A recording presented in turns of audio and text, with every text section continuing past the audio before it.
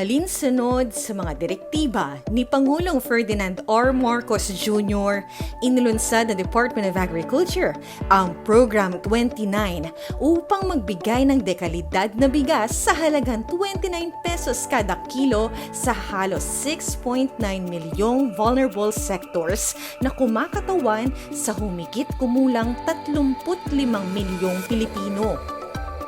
Ang malawakang trial program na ito ay naglalayo makalikom ng komprehensibong datos tungkol sa supply, demand at logistics na makatutulong sa mas epektibong pagpapatupad ng programa. Ngayon, itong programa na to, maganda kasi nakakatulong ka sa mahihirap. Tulad ng bigas, saan ka makakakita ng 29. Ang pinakamababa ko nabibili, 50. Ito, 29. Magkano ang diferensya ng 21? Di ang laking tipid.